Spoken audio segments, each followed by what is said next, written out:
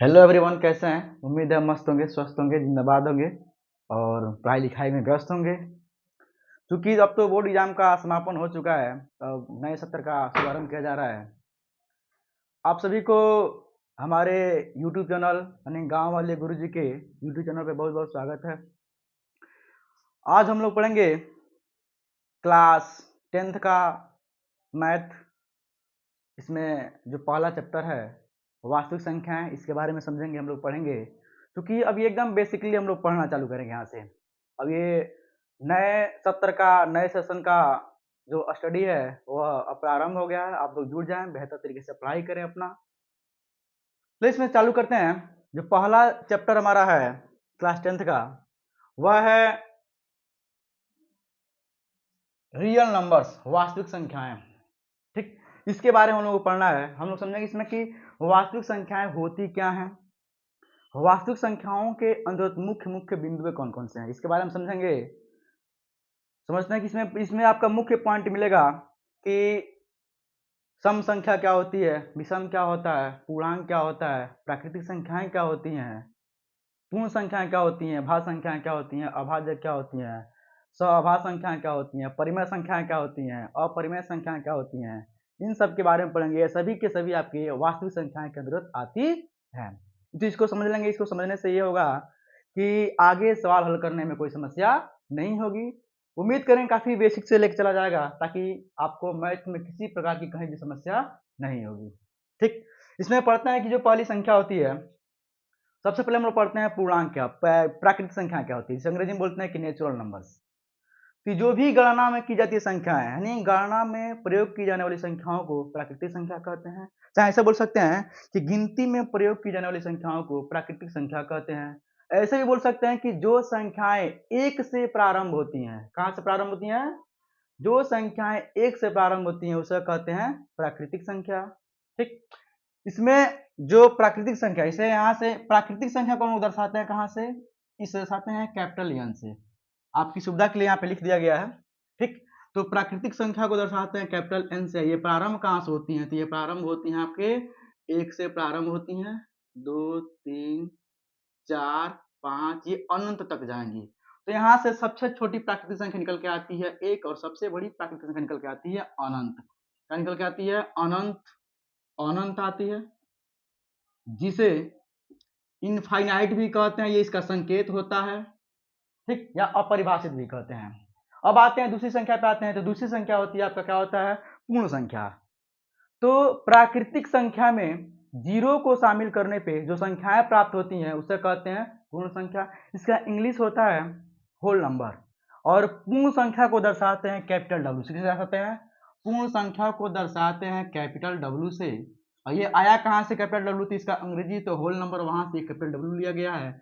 और इसमें क्या होता है कि वे संख्याएं जो जीरो से प्रारंभ होती है, ऐसे कह सकते हैं कि वे संख्याएं जो जीरो से प्रारंभ होती है उसे कहते हैं पूर्ण संख्याएं।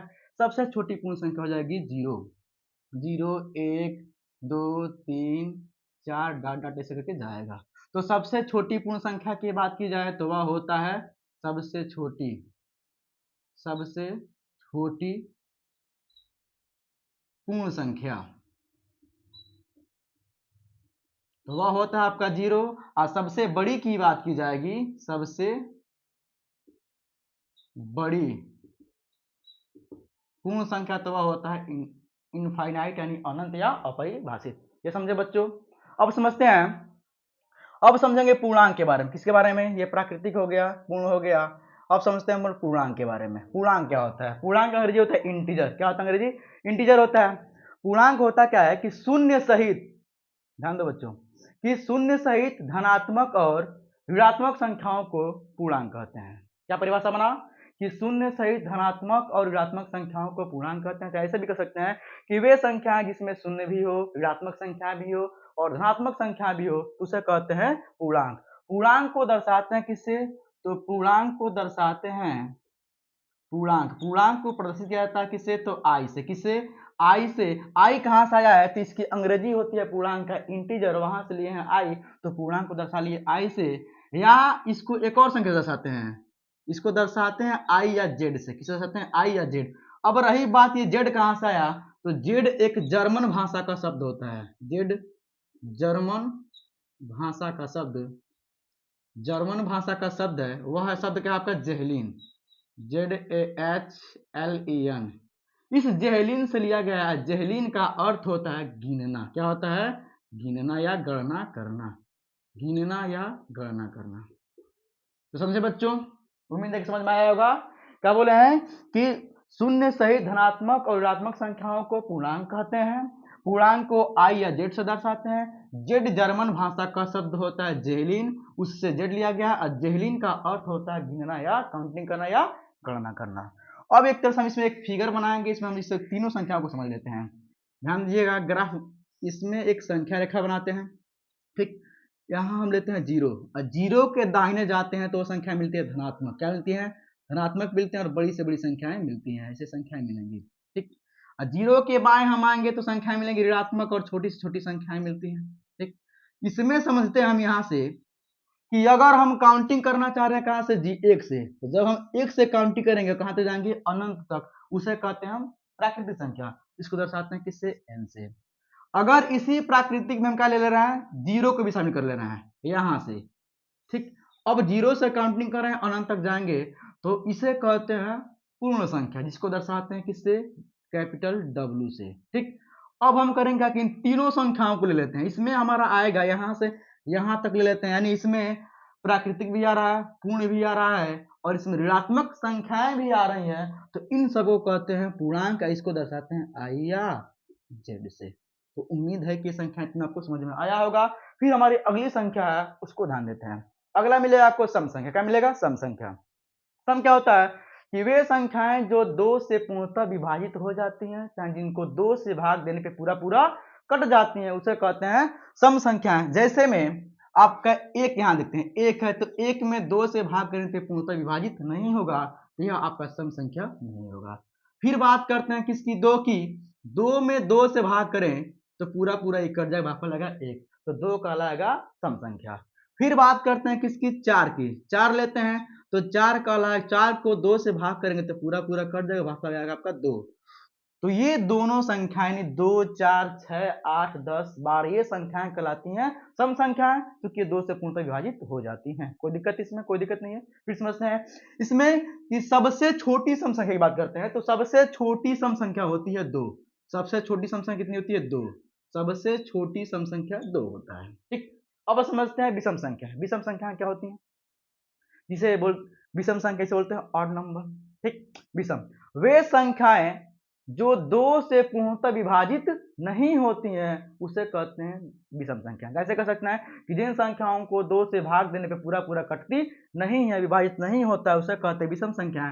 जैसे में आपका एक हो जाएगा, तीन हो जाएगा, पांच हो जाएगा, सात हो जाएगा, नौ हो जाएगा, 11, ये सब के सब आपकी होती है विषम संख्या। क्या होती है? ये आपकी होती है विषम संख्या। इसमें कोई समस्या? फिर आगे बढ़ते हैं, इसमें कोई समस्या नहीं। फिर आगे बढ़ते हैं, उम्मीद है कि समझ में आया होगा। अगला आपको मिलेगा भाज्य संख्या। क्या मिलेगा? भाज्य संख्या मिलेगा। भाज्य संख्या को अंग्रेजी में बोलते हैं कंपोजिट नंबर्स।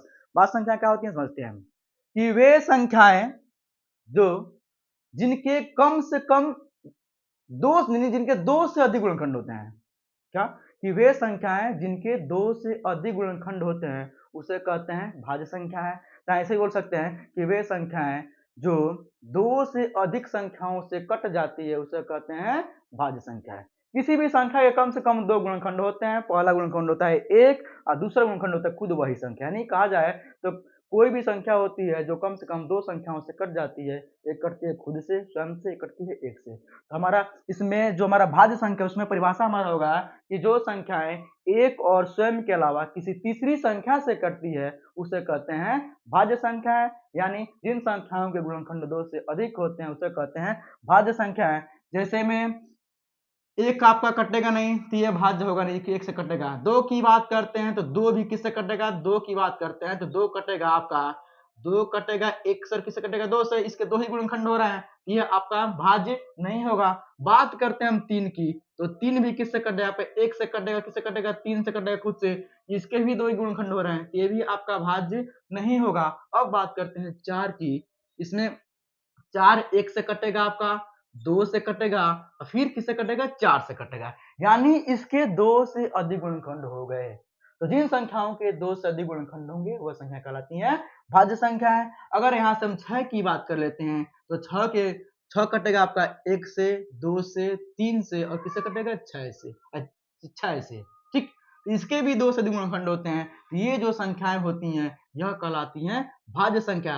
अगर यहाँ से पूछा जाए कि सबसे छोटी भाज्य संख्या क्या होती है तो आपका आंसर होगा वो सबसे छोटी भाज्य संख्या होता है 4। कितना होता है 4।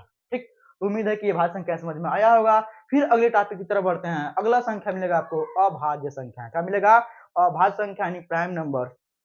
अभाज्य संख्याएं प्राइम नंबर्स। ठीक, अभाज्य संख्या समझते हैं क्या होता है कि वे संख्याएं जो एक से और खुद से कटती हैं, स्वयं से कटती हैं, उसे कहते हैं अभाज्य संख्याएं।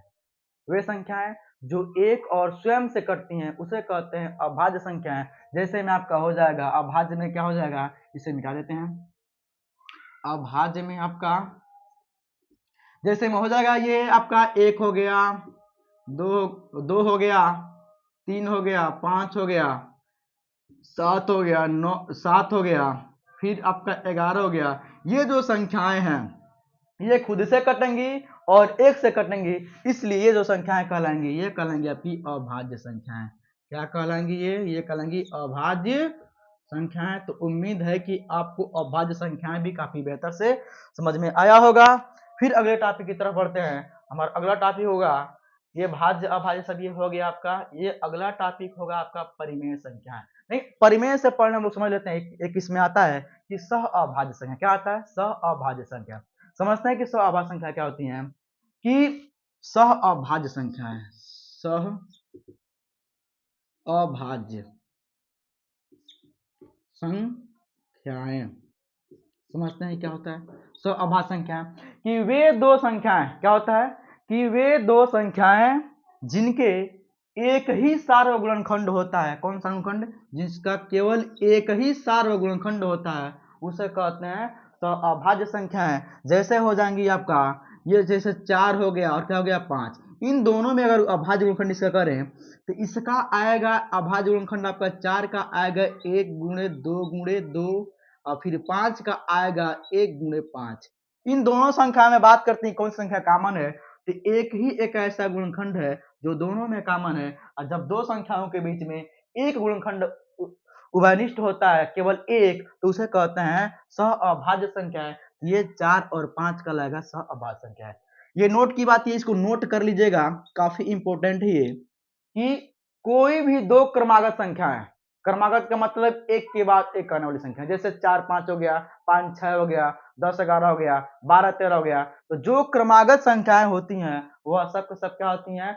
सह अभाज्य संख्या होती हैं। और नोट की बात यह है, इंपॉर्टेंट बात यह है कि जो सह अभाज्य संख्याओं का जो लसाअ होता है वह उन संख्याओं के गुणनफल के बराबर होता है। इसको नोट कर लीजिएगा, ये काफी इंपॉर्टेंट है। ये कभी कभी बहुविकल्पी एग्जाम में दे देता है, 1 नंबर दे देगा आपका बहुविकल्पी में। क्या बोले हम कि सह अभाज्य संख्याओं की लसाअ की बात करें तो उन संख्याओं के गुणनफल के बराबर होता है। ठीक, और उसके मौसों की बात करें तो सह अभाज्य संख्याओं का जो HCF होता है यानी मौसा होता है वह हमेशा कितना होता है? 1 होता है।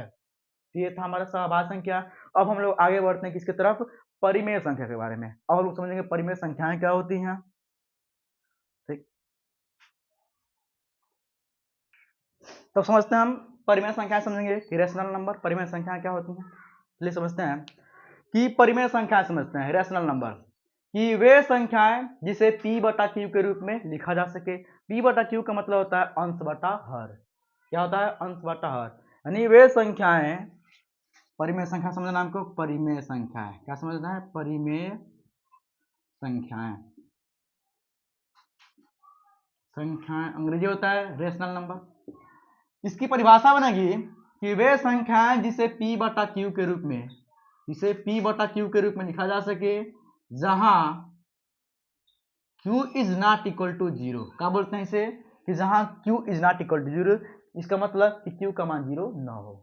वे संख्याएं जिसे अंश बटा हर के रूप में लिख सकते हैं लेकिन हर का मान 0 न हो, परिमेय संख्या कहलाता है।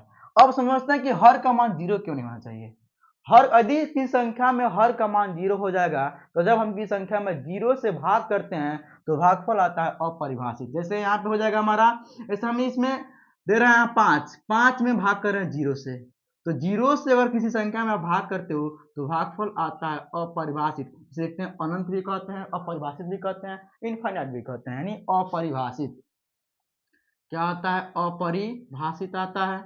और यह जो अपरिभाषित होता है, अनंत होता है, यह आपका परिमेय संख्या नहीं होता है, यह आपका परिमेय संख्या नहीं होता है। इसलिए कहा जाता है कि हर का मान यानी q का मान 0 नहीं होना चाहिए, जबकि q का मान 0 होगा यानी हर का मान 0 होगा, तो आप 0 से किसी संख्या में भाग करेंगे तो भागफल आएगा अपरिभाषित, और आपका अपरिभाषित परिमेय संख्या नहीं होता है।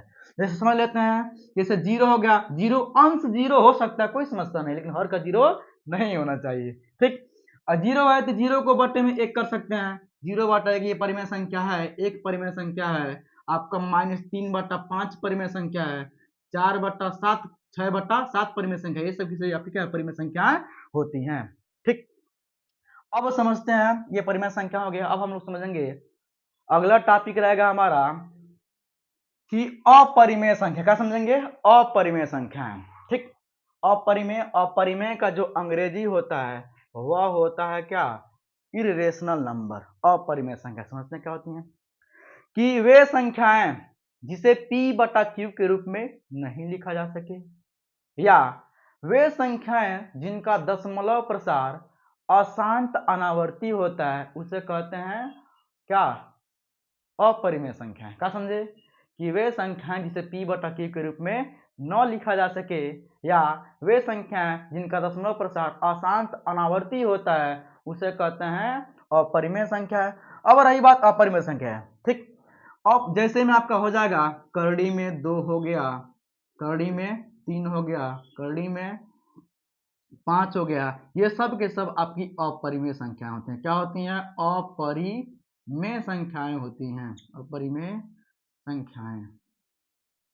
इसमें एक रोचक चीज ये है, बात करते हैं अपरिमेयता के बारे में, तो सबसे करड़ी में 2 आपका अपरिमेय संख्या। क्या होता है? करड़ी में 2 आपका अपरिमेय संख्या होता है। इसको सबसे पहले बताया किसने था? ठीक, तो इसको सबसे पहले बताया था कि पाइथागोरस के अनुयायियों ने। पाइथागोरस एक बहुत महान गणितज्ञ थे, जिनके अनुयायियों ने यह साबित किया कि जो करड़ी में 2 होता है वह एक अपरिमेय संख्या होता है। ठीक, इसमें आपका क्या आता है? पाई। क्या आता है? पाई। पाइथागोरस ये लिख देते हैं यहाँ पे, करड़ी में 2 को अपरिमेय किसने सिद्ध किया? तो पाइथागोरस के अनुयायियों ने। पाइथागोरस के अनुयायियों ने साबित किया। साबित ये किया कि करड़ी में 2 जो होता है वह आपका अपरिमेय संख्या होता है। किसने साबित किया? तो पाइथागोरस के अनुयायियों ने। अब बात करते हैं पाई की। पाई जो होता है, पाई भी आपका अपरिमेय संख्या होता है। पाई क्या होता है? अपरिमेय संख्या होता है। ये इसे लिखते हैं पाई। ये क्या आपका? पाई। यह पाई आपका है अपरिमेय संख्या। क्या है? अपरिमेय। अपरिमेय, तो पाई भी आपका अपरिमेय संख्या होता है। इसको सबसे पहले बताया किसने था? तो इसको बताया था आपके लेम्बर्ट और लेजेंड्रे ने। कौन बताया था? तो लेम्बर्ट और लेजेंड्रे।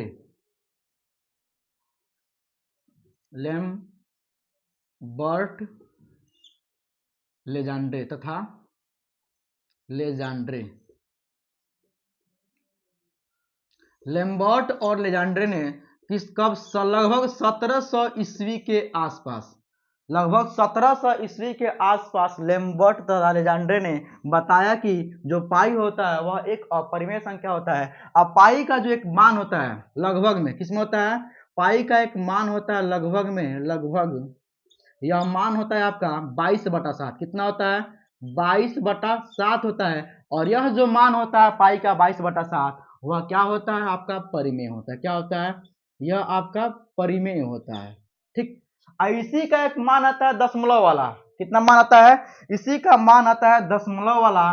22/7 का जो वैल्यू होता है दशमलव वाला, क्या होता है? 3.1415 डॉट डॉट ऐसे कुछ आता है। यह जो वैल्यू मान होता है यह आपका क्या होता है? अपरिमेय होता है। क्या होता है? अपरिमेय होता है।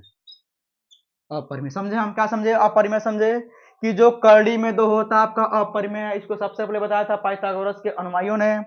पाई भी आपका अपरिमेय संख्या है, इसको किसने बताया? तो लेम्बर्ट अलेक्जेंडर ने लगभग 1700 ईस्वी के आसपास बताया कि पाई का आपका अपरिमेय संख्या है।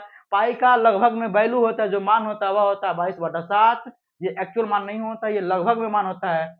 और यह जो 22/7 मान है वह आपका परिमेय संख्या है। और इसी पाई का जो वैल्यू होता है दशमलव में होता है 3.14159 ऐसे कुछ आता है, वह जो वैल्यू आपका होता है वह होता है आपका अपरिमेय संख्या। तो हम लोग परिमेय अपरिमेय पढ़ लिए। अब हम आते हैं चैप्टर के मुख्य चैप्टर पे। जो हमारा चैप्टर क्या है? वास्तविक संख्या, रियल नंबर्स। समझते हैं कि वास्तविक संख्या क्या होती है, कि वे इसकी परिभाषा बनती है वास्तविक संख्याएं की, रियल नंबर्स की। अब तक हम लोग जितना संख्याएं पढ़े, क्या पढ़े? प्राकृतिक संख्याएं पढ़े, पूर्ण संख्याएं पढ़े, पूर्णांक पढ़े, भाज्य संख्याएं पढ़े, अभाज्य पढ़े, सह अभाज्य पढ़े, फिर क्या पढ़े कि इसमें कि सम संख्या, विषम संख्याएं, परिमेय पढ़े, अपरिमेय पढ़े। इन सभी ये सभी की सभी जो संख्याएं होती हैं ये सब क्या इसमें आती है? आपकी वास्तविक संख्याओं के अंतर्गत आती हैं। एक तरह से कहा जाए तो सभी परिमेय और अपरिमेय संख्याओं के समुच्चय को क्या कहते हैं? आपकी वास्तविक संख्या कहते हैं। तो वास्तविक संख्या की परिभाषा क्या बनती है? सभी परिमेय और अपरिमेय संख्याओं के समुच्चय को वास्तविक संख्याएं कहते हैं। तब तक आप इसका स्क्रीनशॉट कीजिए, फिर आगे देखते हैं।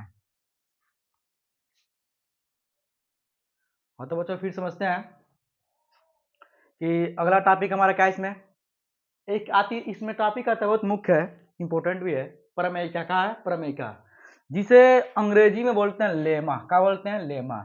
इसका यूज होना है इस प्रश्नावली में। ठीक, तो हम लोग प्रश्नावली हल करेंगे उसमें इसका यूज होगा।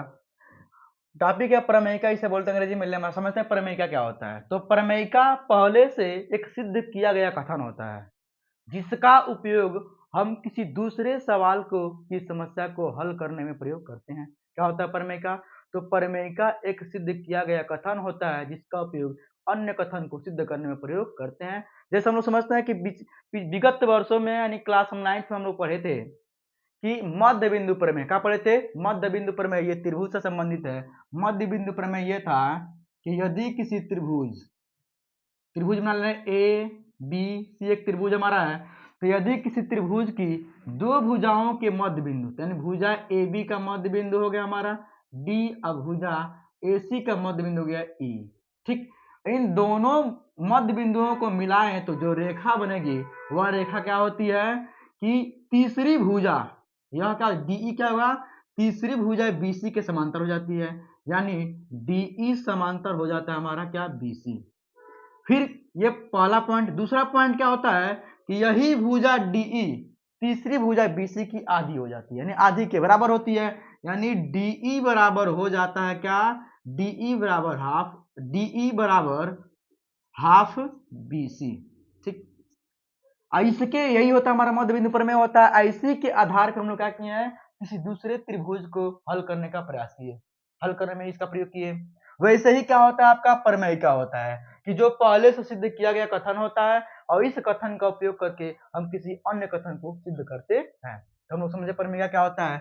इसमें एक टॉपिक आपका आता है कि यूक्लिड विभाजन प्रमेयिका, जो आपका जो पहले का सिलेबस था कोरोना काल से पहले का, उसमें ये काफी इंपॉर्टेंट था और इसको अभी वर्तमान सिलेबस में यूक्लिड विभाजन प्रमेयिका को हटा दिया है।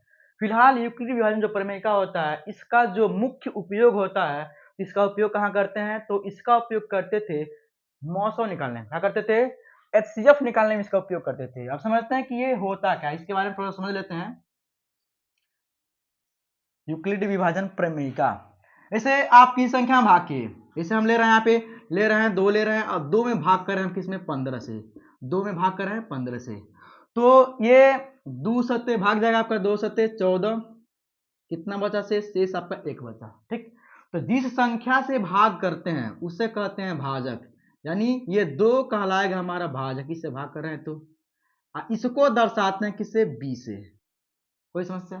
फिर आगे बढ़ते हैं कि जितनी बार में भाग जाता है उसे कहते हैं भागफल। 7 बार में भाग गया है तो 7 हमारा कहलाएगा भागफल। इसको दर्शाते हैं किससे? क्यू से। ठीक, जो बचता है उसे कहते हैं शेष, रिमाइंडर। ये हमारा हो जाएगा शेषफल। ठीक, इसे दर्शाते हैं किससे? आर से। और जिसमें भाग करते हैं, भाग किसमें कर रहे हैं? 15 में, तो ये 15 हमारा कहलाएगा भाज्य। क्या कहलाएगा? भाज्य। इसे दर्शाते हैं ए से। ठीक, तो ये होता क्या, ये पहले से आप लोग पढ़ चुके हैं, इसके बारे में समझते हैं ये क्या होता है। इसमें इसी का यूज करना है। जैसे यूक्लिड विभाजन जो प्रमेय होता है, ये होता क्या है कि हम दो संख्याएं लिए, दो पूर्णांक लिए, इसमें से एक दूसरी से क्या होगा, बड़ी होगा। यानी हम ले रहे हैं क्या, ए लिए, और क्या लिए, ए बड़ा होगा हमारा किससे, बी से।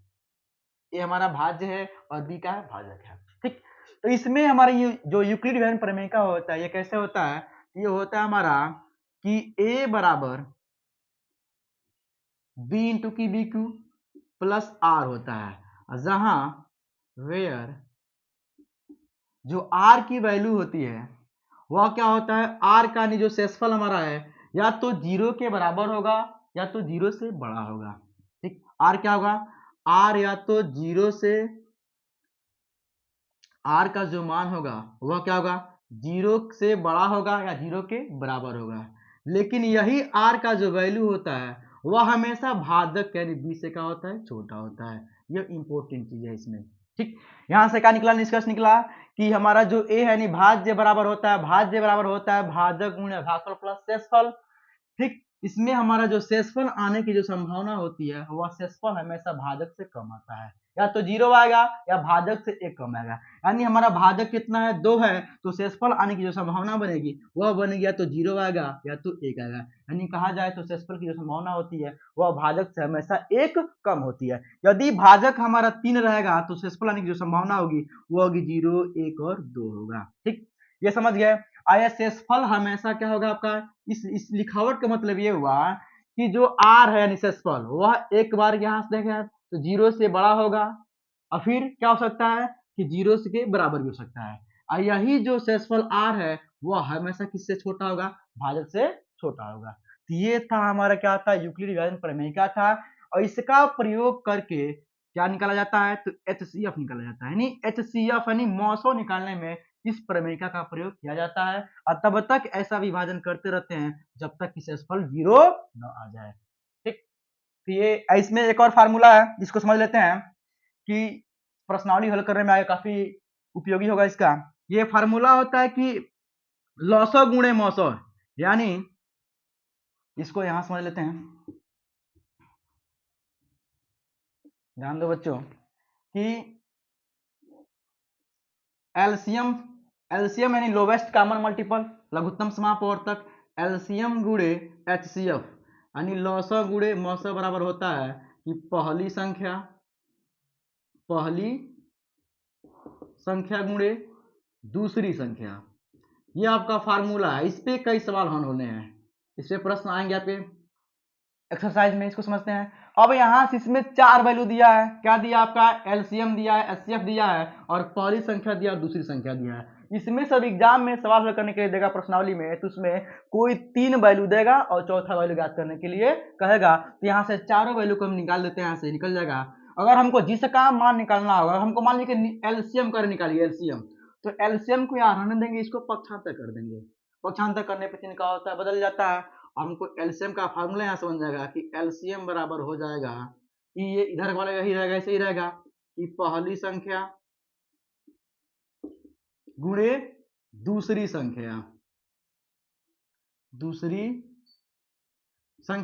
और ये जो एचसीएफ है गुणा के रूप में इधर आएगा तो भाग हो जाएगा, तो बटा हो जाएगा क्या, एचसीएफ। एक फार्मूला बन गया ये। दूसरा फार्मूला यहीं से बन जाएगा, हमको निकालना है एचसीएफ का, निकालना है एचसीएफ निकालना है, तो एचसीएफ बराबर हमारा होता है कि ये पहली संख्या गुणे दूसरी संख्या बराबर बटा में हो जाएगा क्या, एलसीएम यानी मौसम। ठीक, एक और फार्मूला यहां से बन जाएगा। अगर मान लीजिए हमको पहली संख्या निकालना है, तो पहली संख्या बराबर होता है ये पहली संख्या, इसको यहीं रहने देंगे और इसको इधर पक्षांतर कर देंगे, यानी एलसीएम गुणे एचसीएफ बटा हो जाएगा हमारा दूसरी संख्या। क्या हो जाएगा, दूसरी संख्या। ठीक, एक और फार्मूला बन जाएगा, हमको निकालना क्या है, दूसरी संख्या, तो दूसरी संख्या बराबर हो जाता है कि एलसीएम गुणे एचसीएफ बटा पहली संख्या, पहली संख्या। ये हमारा 4 फार्मूला रहा, एक फार्मूला है, इसी से इतना फार्मूला बना है। तो जो पूछेगा आप उस फार्मूला का आप यूज कर सकते हैं, आप लगा सकते हैं। ये काफी आपको प्रश्नावली हल करने में सहायक सिद्ध होगा। तो ये था हमारा ये जो प्रश्नावली है, जो चैप्टर पहला चैप्टर है क्लास 10 का मैथ का, रियल नंबर यानी वास्तविक संख्या, उसका बेसिक था। अगला वीडियो में हम लोग पढ़ेंगे कि इसके प्रश्नावली हल करेंगे, यानी इसका जो प्रश्नावली 1.1 है एक्सरसाइज, उसको हल करने का प्रयास है, उसको हल किया जाएगा काफी आसान तरीके से। उम्मीद है कि आपको बेहतर समझ में आया होगा, उसको भी समझ में आएगा। तब तक के लिए आज का हमारा होमवर्क रहेगा आपके लिए, जितना पढ़ाएं दिए समझे आप लोग, तो होमवर्क ये रहेगा आपके लिए। आज का होमवर्क ये, इसको ध्यान से नोट कीजिएगा कि पहला ये है कि दो परिमेय संख्याओं के बीच क्या है, कि दो परिमेय संख्याओं के बीच कितनी परिमेय संख्याएं होती हैं। पहला हो गया हमारा, नोट कर लीजिए कि दो परिमेय संख्याओं के बीच कितनी परिमेय संख्या होती हैं। दूसरा होमवर्क ये रहेगा कि परिमेय संख्याओं का दशमलव प्रसार कैसा होता है, ये नोट कर लीजिए। तो आज के सेशन में हमारे ये 2 होमवर्क है, कल हम इसको चेक करेंगे। तब तक के लिए धन्यवाद। उम्मीद करते हैं कि आप मस्त होंगे, स्वस्थ होंगे। ये जो पढ़ाया गया है काफी अच्छे तरीके से आपको समझ में आया होगा। तब तक आप अपना ध्यान रखें, ख्याल रखें, पढ़ाई करें। फिर मिलते हैं अगले वीडियो में, तब तक के लिए धन्यवाद।